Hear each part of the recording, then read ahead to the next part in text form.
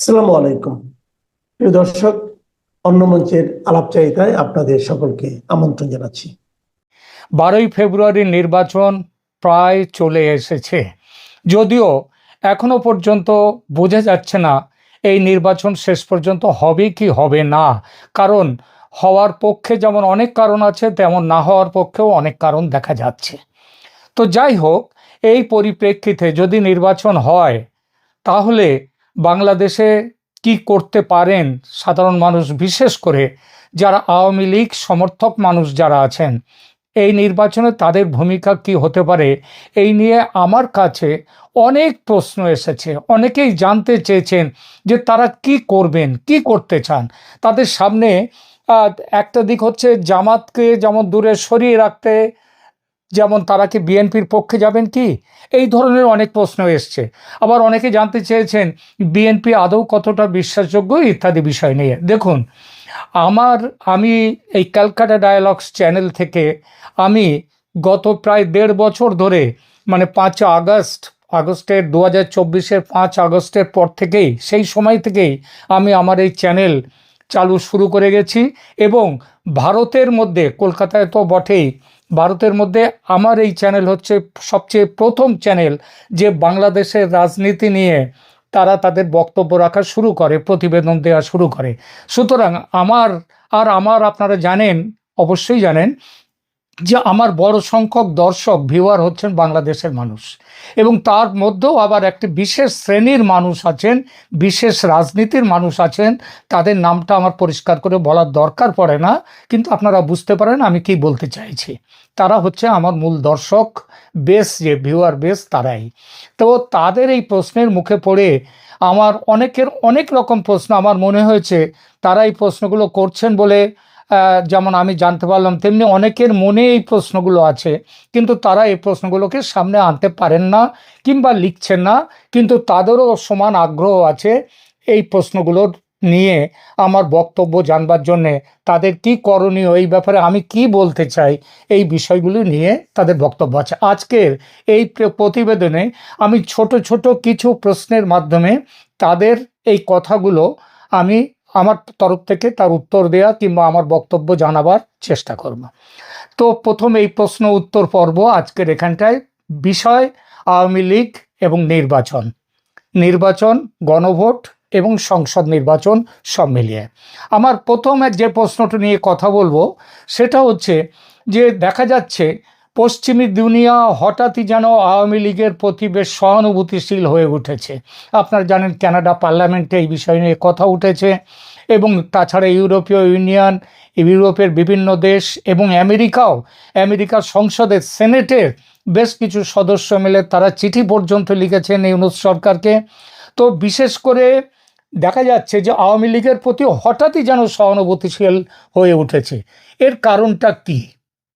এর কারণ দেখুন, প্রায় 1.5 বছর হয়ে গেছে আওয়ামী লীগ, শেখ হাসিনা সরকারের পতন ঘটেছে, কিন্তু প্রথম দিকে প্রায় 12-13 মাস পর্যন্ত যে আওয়ামী লীগের বিরুদ্ধে যে প্রচারটা সারা পৃথিবীব্যাপী জারি ছিল, সেই প্রচারটা একতরফা চলেছে। কিন্তু তারপরে আস্তে আস্তে আওয়ামী লীগের তরফ থেকে, শেখ হাসিনার তরফ থেকে তিনি আস্তে আস্তে আসা শুরু করেছেন বিভিন্ন সংবাদ মাধ্যমে, এবং তিনি তার নিজের দলকেও যতদিন দিয়েছেন, ভাষণ দিয়েছেন, দলের প্রতি তার নির্দেশ ইত্যাদি দিয়েছেন, দলের কর্মীদের সাথে তিনি যোগাযোগ করেছেন। কিন্তু সেখানটায় দলের পক্ষ থেকে যে আন্তর্জাতিক বিশ্বের কাছে যে জানানোর ব্যাপারটা, সেটা সেভাবে আসেনি। তার জন্যেই দেশের পৃথিবীর মানুষ একতরফা শুনে গিয়েছে আওয়ামী লীগের বিরুদ্ধে, শেখ হাসিনার সরকারের বিরুদ্ধে। যে মুহূর্তে বিভিন্ন সংবাদ মাধ্যমকে আওয়ামী লীগের প্রধান হিসেবে শেখ হাসিনা তার বক্তব্য রাখতে শুরু করলেন, যেভাবেই দিল্লিতে পরপর 2টো সংবাদ সম্মেলন হয়ে গেল। একটা সংবাদ সম্মেলনে বিদেশি সাংবাদিকরা, তার সাউথ এশিয়ার যে ফরেন করেসপন্ডেন্টস ক্লাব, তারা সেইটা ব্যবহার করেছে। তো এই সবের ফলে সারা পৃথিবীতে আওয়ামী লীগের বক্তব্যটা এতদিনে ভালোভাবে জানা শুরু হয়েছে। তার ফলেই দেখা যাচ্ছে আওয়ামী লীগের প্রতি যে এর আগে তাদের একটা অন্য বিরোধ ছিল, সেটা আস্তে আস্তে সত্যিটা জানার পর সহানুভূতিশীল হয়ে উঠছে সারা পশ্চিমী দুনিয়া। তো বিশেষ করে নির্বাচনে আওয়ামী লীগের অন্তর্ভুক্তির ব্যাপারে তারা দাবি করছে যে আওয়ামী লীগকে নির্বাচনে অংশ নিতে দেওয়া উচিত। এর কারণটা কি, এই প্রসঙ্গে এইবার দু চার কথা। দেখুন, যে আপনারা জানেন যে 12ই ফেব্রুয়ারি নির্বাচন জুলাই সনদেরও, এর দুটো পার্ট। একটা পার্ট জুলাই সনদের ওপর একটি সাংবিধানিক গণভোট অনুষ্ঠিত হবে, হ্যাঁ অথবা না, এবং আর একটা হচ্ছে সংসদের নির্বাচন। তো পশ্চিমা দেশগুলোর হঠাৎ এই সহানুভূতির কারণ কি, যে তারা বলছে আওয়ামী লীগকে নিয়ে নির্বাচন করতে হবে। বিশেষ করে পশ্চিমা দেশগুলো, এমনকি যুক্তরাষ্ট্র, ইউরোপীয় ইউনিয়ন, এরা সরাসরি আওয়ামী লীগের প্রতি এখন সহানুভূতি দেখাচ্ছে। বিষয়টি কিন্তু এমন নয়। তাদের এই অবস্থান, এর মধ্যে কিন্তু মারপ্যাঁচ আছে। তারা একদিকে বলছে ইনক্লুসিভ বা অন্তর্ভুক্তিমূলক গণতন্ত্র, আবার এই গণতন্ত্রে আওয়ামী লীগকে রেখে যে গণতন্ত্র পূরণ করতে হবে তা নয়। তাদের আবার অনেকের মতামত হচ্ছে যে ইনক্লুসিভ, অর্থাৎ সমস্ত যারা ভোট দেবেন ভোটার, তারা এসে তাদেরকে অন্তর্ভুক্ত করতে হবে। এইরকম কথার মারপ্যাচও কিন্তু রয়েছে।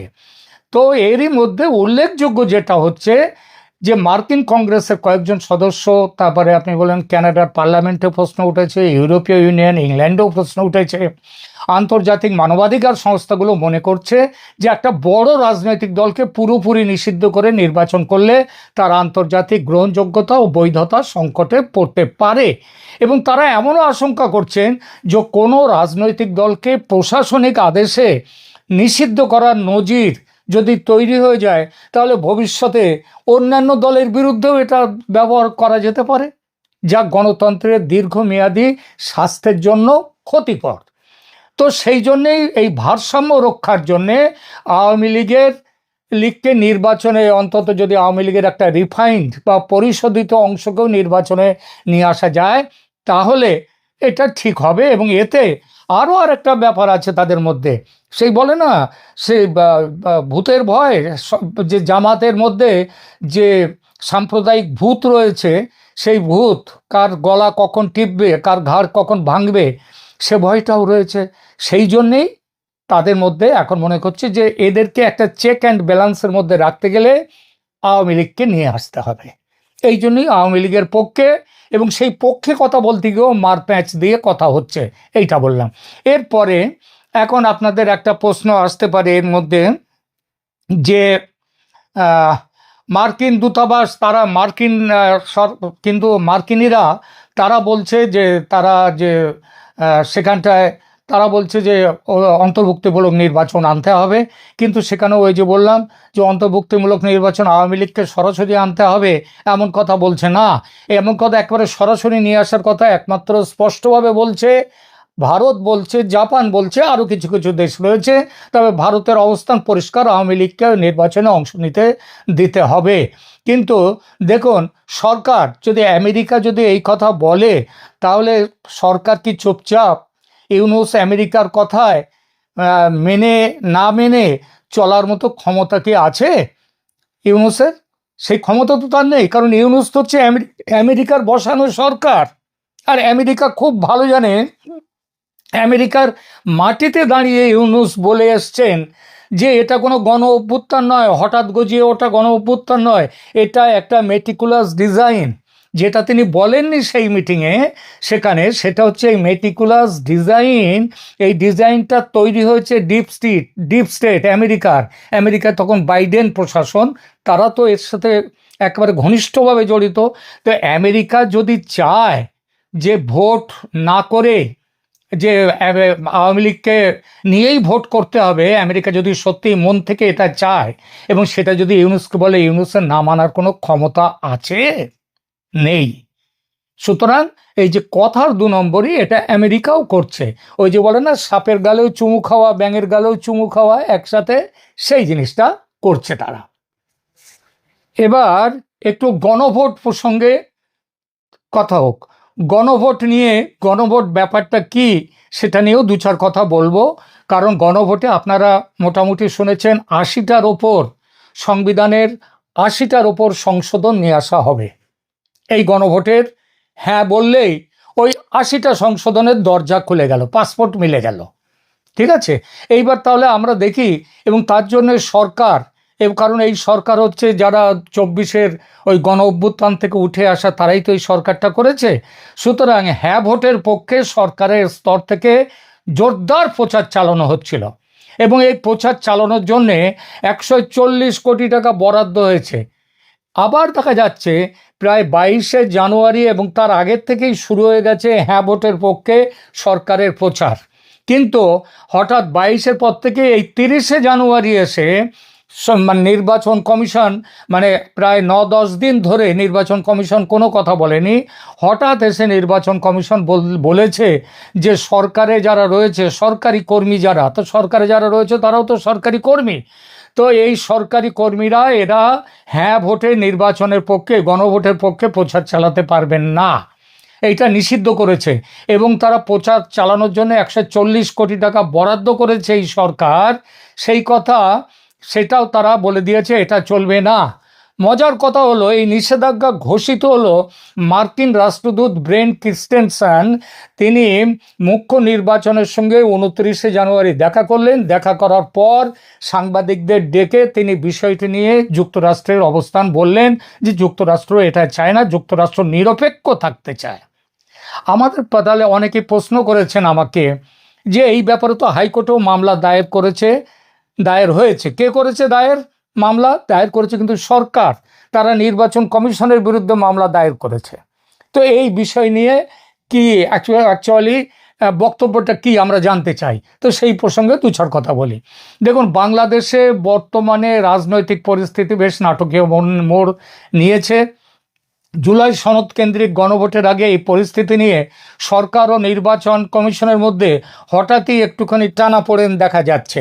এই টানাপোড়েনটা অনেকটাই সেই ঠাকুর ঘরে কেড়ে আমি তো কলা খাইনি সেই গোছের, যেন ভাব রেখেছিল এতদিন নির্বাচন কমিশন তারা কিচ্ছু জানে না, হঠাৎ তাদের জ্ঞান ফিরেছে, তাদের চোখ খুলেছে। তাহলে কেন? তাহলে এইবার এইটা নিয়ে একটু করা যাক। অন্তর্বর্তীকালীন সরকার জুলাই সনদ বা সংবিধান সংশোধন সাদা বাংলায়, সেই প্রস্তাবগুলোর পক্ষে জনমত গড়তে ছটি মন্ত্রণালয়ের মাধ্যমে প্রায় 140 কোটি টাকা বরাদ্দ করেছিল। উদ্দেশ্য ছিল গণভোটে হ্যাঁ ভোটের পক্ষে প্রচার চালানো। তবে গত 29শে জানুয়ারি নির্বাচন কমিশন একটি নির্দেশ জারি করে এটা বন্ধ করে দিয়েছে, বলেছে কোনো প্রচার চালানো চলবে না।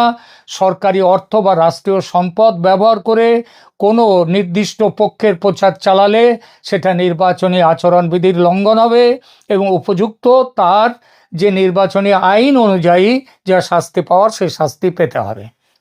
এই প্রসঙ্গে মার্কিন রাষ্ট্রদূতের ভূমিকা কেন এসে গেল? এটা সত্য, এটা তো সবাই দেখেছে যে 27শে জানুয়ারি বেন ক্রিস্টেনসন রাষ্ট্রদূত তিনি নির্বাচন কমিশনারের সঙ্গে দেখা করলেন। তারপর সাংবাদিকদেরকে বললেন যে যুক্তরাষ্ট্র এই বিষয়ে কোনো বিশেষ পক্ষ নিতে আগ্রহী নয়, এবং এইটা বলার পরপরই নির্বাচন কমিশন সরকারের হ্যাঁ ভোটের প্রচারের ওপর নিষেধাজ্ঞা দিয়ে দিল। এর মাধ্যমে এটাই বোঝা গেল, নির্বাচন কমিশন বোঝাতে চাইছে তারা সরকার থেকে বিচ্ছিন্ন। আসলে বিচ্ছিন্নই নয়, তারাই সরকারেরই একটা অংশ। আর এই যে তারা এইটা করে এটাও বোঝালো যে তারা মার্কিন যুক্তরাষ্ট্রের কথা শুনবার জন্য সবার আগে প্রস্তুত। আর হাইকোর্টের মামলাটা এটা ঠিকই যে হাইকোর্টে একটা রিট দায়ের করা হয়েছে সরকার পক্ষ থেকে। সরকার পক্ষ তাদের বক্তব্য হচ্ছে যে এই প্রস্তাব তো সরকার নিজেই নিয়ে এসছে, সুতরাং এই প্রস্তাবের গুরুত্ব তুলে ধরা সরকারের নৈতিক দায়িত্ব।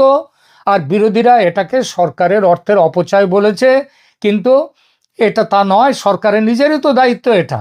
তো এখন এর ফলে এখন হাইকোর্ট কি রায় দেবে সে রায় তো পরের কথা। তবে এমন রায় দেওয়ার কারণ যা তো প্রচার করার সে তো প্রচার হয়ে গেছে। সুতরাং এখন যদি হাইকোর্ট উল্টো রায়ও দেয় যে ঠিকই দিয়েছে, কমিশন সিদ্ধান্ত নিয়েছে ঠিকই, তাহলে হাইকোর্ট চুপচাপ বলে দিতে পারে যে হ্যাঁ নির্বাচন কমিশনের নিষেধাজ্ঞা এটা বহাল থাকলো। তাহলে এই যে প্রশ্নটা এইবার, তাহলে এখন একটা জিনিসও হচ্ছে এই শেষ দিকে এসে এই জিনিসটা যে দেওয়া হলো এতে সরকার একটু থমকে গেল ঠিকই, কিন্তু কাজ যা করবার সেটা তো হয়েই গেছে। এখন অনেকেই প্রশ্ন করেছেন এই পরিস্থিতিতে নির্বাচন স্থগিত হওয়ার সম্ভাবনা আছে কি? যুক্তরাষ্ট্র কি আওয়ামী লীগকে সমর্থনের কোনো ইঙ্গিত দিচ্ছে?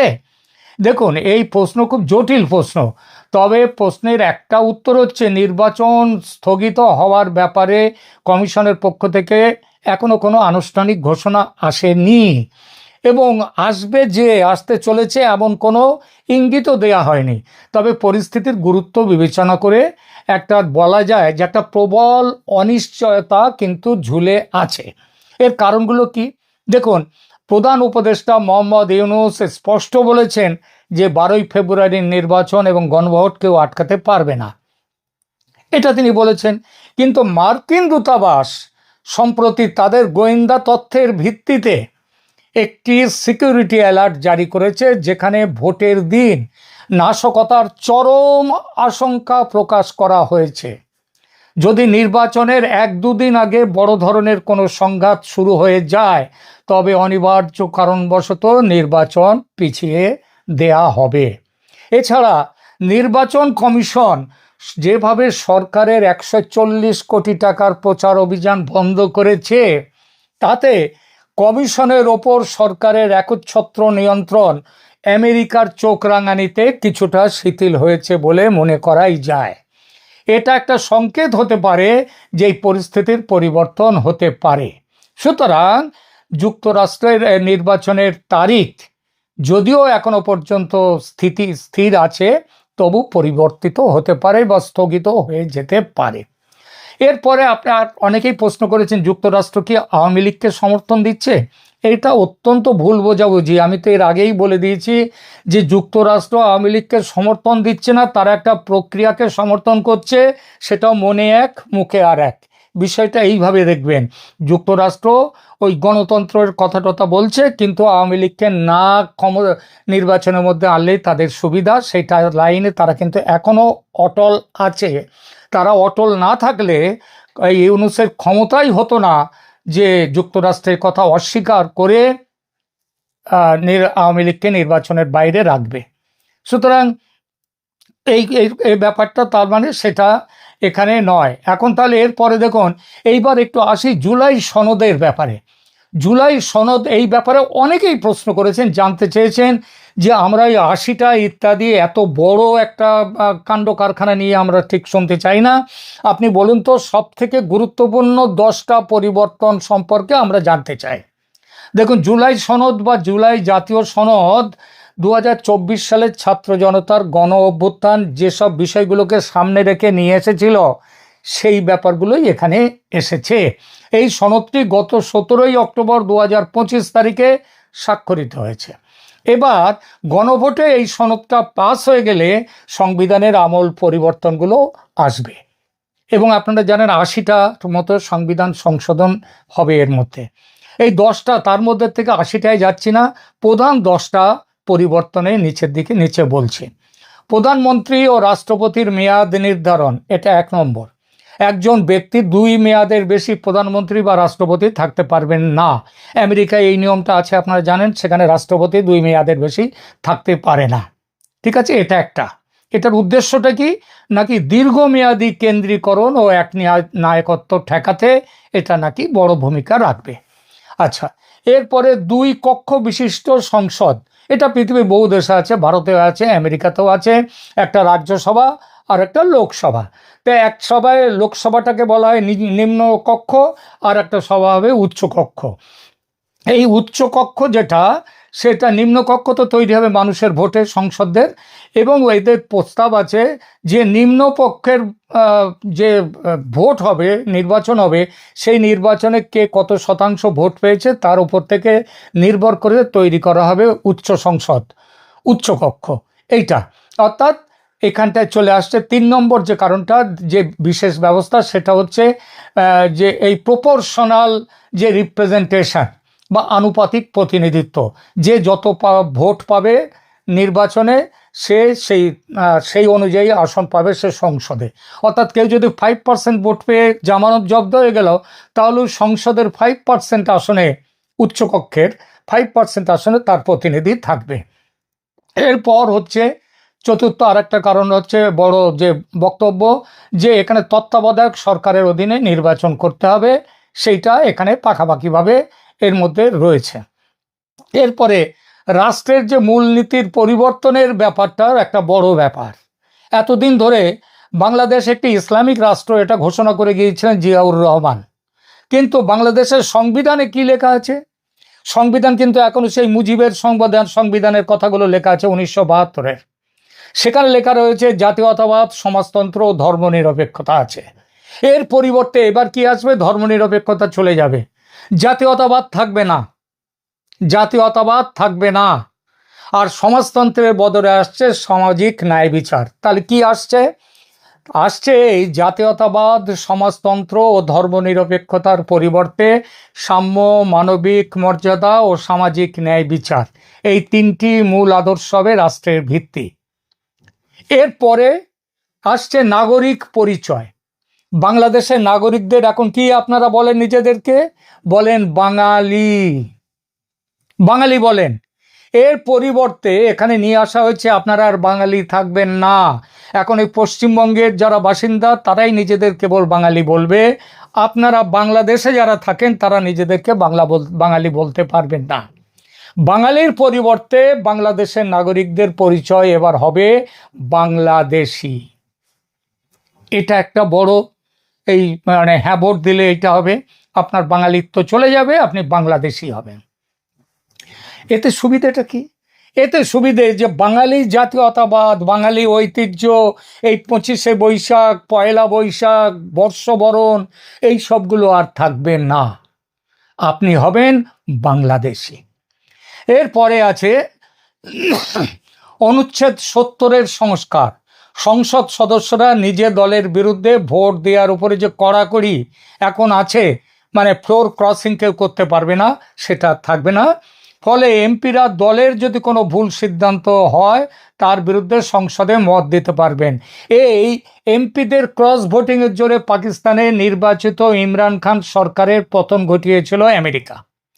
ভবিষ্যতে যদি বিএনপিও ধরুন হ্যাঁ ভোটে সংসদ তৈরি হয়ে গেল, বিএনপি সংসদে ক্ষমতায় এলো, তাহলেও কিন্তু ওই সংসদের মধ্যে টাকা দিয়ে বিএনপির লোকজনদেরকে কিনে নিয়ে গিয়ে বিএনপি সরকারের পতন ঘটাতে পারবে, আইন সেখানে বাধ্য হবে না।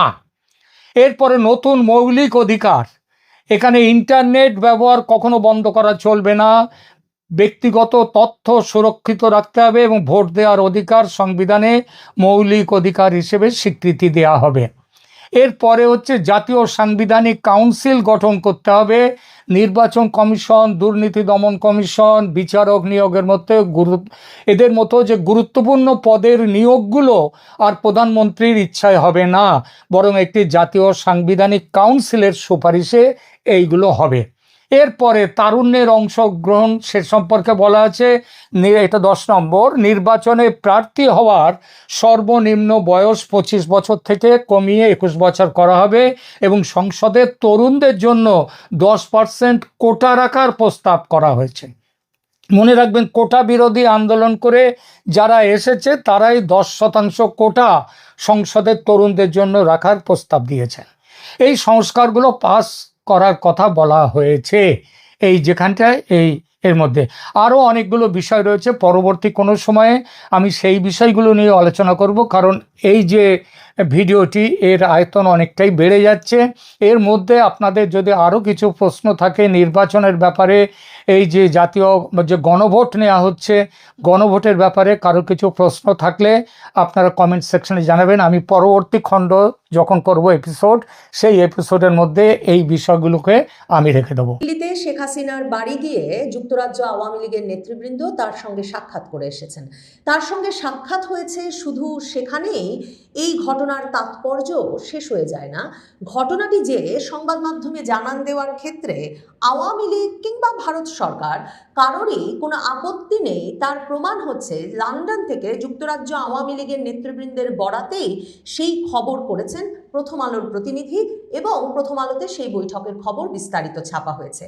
দিল্লিতে আওয়ামী লীগ নেতৃবৃন্দের এই বৈঠকটি যে আনুষ্ঠানিকভাবে অনুষ্ঠিত হতে পেরেছে এবং সরকারের সেদিক থেকে কোনো বাধা নেই, কোনো আপত্তি নেই, তার এটাও একটা বড় প্রমাণ বটে যে যুক্তরাজ্য আওয়ামী লীগের এই নেতৃবৃন্দ 21শে জানুয়ারি শেখ হাসিনার সঙ্গে তার বাড়ি গিয়ে দেখা করেছেন, 26শে জানুয়ারি ফিরেছেন। এমন একটা রাজনৈতিক বৈঠক, যে বৈঠক বৈঠকের জন্যে, যে বৈঠক যার সাথে মানে শেখ হাসিনার কাছে পৌঁছতে তাদেরকে সরকারি নানা রকম এক রকমের পরীক্ষার মধ্য দিয়ে যেতে হয়েছে, নিরাপত্তা বিষয়ক পরীক্ষা নিরীক্ষার মধ্য দিয়ে যেতে হয়েছে, অনুমোদনের মধ্য দিয়ে যেতে হয়েছে, তাতে বুঝতে অসুবিধা হয় না যে তাদের ভিসা থেকে শুরু করে পুরো প্রক্রিয়াটি আনুষ্ঠানিকভাবে সরকারের অনুমোদন ক্রমে পাওয়া গেছে। এবং সে কারণে দিল্লিতে বসে যুক্তরাজ্য আওয়ামী লীগের নেতারা তাদের নেত্রী শেখ হাসিনার সঙ্গে বৈঠক করতে পেরেছেন। দিল্লি সরকার 23শে জানুয়ারি শেখ হাসিনাকে প্রকাশ্য সভায় বক্তব্য রাখতে দেওয়ার মাধ্যমে যে একটা স্পষ্ট বার্তা দিতে চেয়েছে যে বাংলাদেশে যেহেতু আওয়ামী লীগের রাজনৈতিক কার্যক্রম নিষিদ্ধ, সে অবস্থায় আওয়ামী লীগকে দলীয়ভাবে সংগঠিত হতে, তাদের রাজনৈতিক কার্যক্রম প্রকাশ্যে চালাতে কিংবা তাদের নেত্রী শেখ হাসিনাকে প্রকাশ্যে আসতে, সভায় বক্তব্য রাখতে কোনো কিছুতেই সরকার বাধা দেবে না, বরং সরকার প্রচ্ছন্ন সমর্থন দেবে, সেটাই 23শে জানুয়ারি থেকেই দিল্লি সরকারের ইঙ্গিত ছিল। সেটারই আরেকটা নমুনা হাজির হলো যুক্তরাজ্য আওয়ামী লীগের নেতৃবৃন্দের দিল্লি পর্যন্ত পৌঁছে শেখ হাসিনার অত্যন্ত সুরক্ষিত বাড়িতে গিয়ে তার সঙ্গে বৈঠক করতে পারবার মাধ্যমে।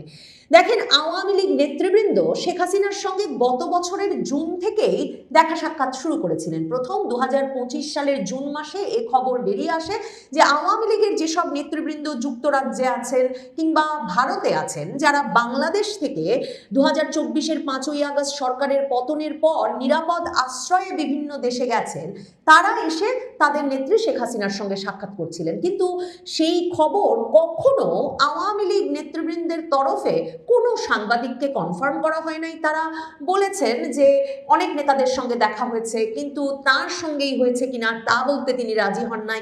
এমন নানা প্রক্রিয়ায় ওই মানে সাক্ষাতের বিষয়গুলো একরকমের রেখে ঢেকে প্রচার করার ব্যবস্থা করা হয়েছিল। কিন্তু এই যে যুক্তরাজ্য আওয়ামী লীগের নেতারা গেলেন এবং সে খবর বাংলাদেশের সংবাদ মাধ্যমে তাদের বরাতেই ছাপা হওয়া, সেটা একটা সুস্পষ্ট বার্তা যে আওয়ামী লীগ 71 সাল থেকে যেভাবে অপারেট করছে, যেভাবে তাদের কার্যক্রম পরিচালনা করেছিল, 71-এর সবচেয়ে দুর্যোগপূর্ণ এবং একটা প্রতিকূল সময়ে সেই ফর্মুলাটাই তারা আবার ফলো করছে, আবার অনুসরণ করছে, যেটা তারা 75-এও কিন্তু আবারও অনুসরণ করেছিল দীর্ঘ সময়, যতদিন না শেখ হাসিনা বাংলাদেশে ফিরে রাজনৈতিক কার্যক্রম পরিচালনা করতে পেরেছেন। যে বিষয়টি তারা অনুসরণ করেছিল এমনকি 1/11-র সময়ও, মানে প্রবাসে বিভিন্ন দেশে আওয়ামী লীগকে সংগঠিত করা, প্রবাসে আওয়ামী লীগের নেতৃবৃন্দের মাধ্যমে আওয়ামী লীগের দাবি দাওয়া অবস্থানকে একরকমের বিশ্ব দরবারে জোরালো আওয়াজ হিসেবে তুলে ধরা, এই কাজগুলো আওয়ামী লীগ কিন্তু সেই 71 সাল থেকে করে আসছে। এমনকি এ দফায়ও ট্রাফালগার স্কোয়ারকে ঘিরে সবচেয়ে বড় বিক্ষোভ সমাবেশ অনুষ্ঠিত হয়েছে এই সাম্প্রতিক সময়ে ইউনূস সরকারের বিরুদ্ধে এবং আওয়ামী লীগ নেতা কর্মী সমর্থকদের বিরুদ্ধে মামলা হামলার প্রতিবাদে, সংখ্যালঘু নির্যাতনের প্রতিবাদে। কাজেই আওয়ামী লীগ ঠিক তার ফর্মুলা অনুসরণ করেই যাচ্ছে, যেখানে যুক্তরাষ্ট্র আওয়ামী লীগ, যুক্তরাজ্য আওয়ামী লীগ, প্রবাসী আওয়ামী লীগ নেতৃবৃন্দ অত্যন্ত গুরুত্বপূর্ণ ভূমিকায় অবতীর্ণ হবেন বা হয়তো হয়েছেন এবং তাদেরকে সামনে আনা হবে। এমনকি দিল্লিতে যে 2 দফায় 2টো সংবাদ সম্মেলন হলো পরপর, একটাতে আওয়ামী লীগের 2 সাবেক মন্ত্রী উপস্থিত হলেন, আরেকটিতে তো শেখ হাসিনাই উপস্থিত হলেন। বারবার যে উপস্থিত হলেন বলছি, অডিও বার্তা পাঠিয়েছেন সেখানে শেখ হাসিনা, এবং অডিও বার্তায় যেমন উপস্থিত ছিলেন তেমনি সেখানে উপস্থিত দিল্লির সাংবাদিকেরা বলেছেন যে তিনি অনলাইনেও সংযুক্ত ছিলেন ওই অনুষ্ঠানটিতে। কিন্তু আল জাজিরা, এপি সহ আন্তর্জাতিক সংবাদ মাধ্যমগুলো কিন্তু সেটাকে শেখ হাসিনার প্রথম public appearance, first public appearance হিসেবেই অভিহিত করছে। মানে তা তো বটেই, অডিও বার্তায় উপস্থিত হলেও প্রেস কনফারেন্সে, সংবাদ সম্মেলনে, জনসমাবেশে, মানে সেটা একটা মিলনায়তনের মধ্যে বিদেশি সাংবাদিকদের উদ্দেশ্যেই হোক না কেন, এমন প্রকাশ্য সভায় তো 2024-এর আগস্টের পর থেকে শেখ হাসিনা আর কখনো বক্তব্য দেন নাই। এই কারণে সেটা যেমন গুরুত্বপূর্ণ হয়ে উঠেছে, ঠিক তেমনি তার নিরিখে এই যে যুক্তরাজ্য আওয়ামী লীগের নেতৃবৃন্দকে দল বেঁধে ভিসা দিয়ে একটা রাজনৈতিক বৈঠকে যোগ দিতে ভারত সরকার অনুমোদন দিল, সেটাকেও অত্যন্ত গুরুত্বের সঙ্গে বিবেচনা করবার কারণ আছে। 21শে জানুয়ারি তাদের যে সাক্ষাৎ সাক্ষাৎটি অনুষ্ঠিত হয়েছে সেখানে তারা বলেছেন যে কঠোর নিরাপত্তার মধ্য দিয়ে সাক্ষাৎটি অনুষ্ঠিত হয়। প্রথম আলো তাদের খবরে বলছে, যেই খবরটি লন্ডন থেকে সাইদুল ইসলাম করেছেন, তিনি বলেছেন যে যুক্তরাজ্য আওয়ামী লীগের এই প্রতিনিধি দলের একাধিক সদস্য তাকে এই সাক্ষাতের বিষয়টি নিশ্চিত করেছেন। তার মানে তারা কোনো রাগঢাক করতে চাইছেন না, তারা চাইছেন বাংলাদেশ সরকার জানুক, তারা চাইছেন যে বাংলাদেশের সংবাদপত্রে এই খবরটি প্রকাশিত হোক। এবং শেখ হাসিনার সঙ্গে সাক্ষাৎ করে আসা আওয়ামী লীগ নেতাদের একজন প্রথম আলোকে বলেছেন যে কঠোর নিরাপত্তা ব্যবস্থার মধ্য দিয়ে সাক্ষাৎটি অনুষ্ঠিত হয়, মোবাইল সহ কোনো ব্যক্তিগত সামগ্রী সঙ্গে নেওয়ার অনুমতি ছিল না। শেখ হাসিনার অনুমোদনের পর নিরাপত্তা যাচাই শেষে যুক্তরাজ্য আওয়ামী লীগের এই দলকে নিরাপত্তা বাহিনীর গাড়িতে করে শেখ হাসিনার বসবাসরত বাড়িতে নেওয়া হয়। 5 ঘন্টা তারা সেখানে ছিলেন তাদের নেত্রীর সঙ্গে, পুরো সময়টি তিনি আমাদের দিয়েছেন। যুক্তরাজ্যের আওয়ামী লীগের নেতা বলেছেন যে শেখ হাসিনাকে তাদের কাছে আত্মপ্রত্যয়ী এবং আত্মবিশ্বাসী মনে হয়েছে, শারীরিক কোনো অসুস্থতা তার মধ্যে লক্ষিত হয়নি, তবে শেখ হাসিনা সামান্য ওজন কমিয়েছেন বলে তাদের কাছে মনে হয়েছে। মানে একটা যে দীর্ঘ সময়ের কৌতূহল শেখ হাসিনা কেমন আছেন। 2025-এর জুনের পর এক দফা আওয়ামী লীগের যে নেতৃবৃন্দ দেখা করে এসেছিলেন তারাও বেরিয়ে এসে বলেছিলেন এই কথাটা যে শেখ হাসিনা যে সুস্থ আছেন, শেখ হাসিনাকে দেখে যে মনে হচ্ছে তিনি অন্তত সবকিছু ঠিক থাকলে একটা দীর্ঘ সময় দলের নেতৃত্ব দিয়ে যেতে পারবেন, এবং তার শারীরিক সুস্থতার সঙ্গে তার আত্মপ্রত্যয়ের যে ছাপ তারা দেখেছেন।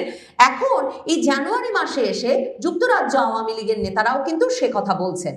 যুক্তরাজ্য আওয়ামী লীগের ওই নেতা আরও বলেছেন যে ভারত সরকার দিল্লিতে একটা সুসজ্জিত নিরাপত্তা বেষ্টনীর মধ্যে বিশাল প্রাসাদে শেখ হাসিনাকে অত্যন্ত মর্যাদার সঙ্গে রেখেছে। শেখ হাসিনাকে সেবা ও সহায়তার জন্য সেখানে অনেকে কাজ করছেন। ওই বাসস্থানের নিরাপত্তা বলয় কয়েক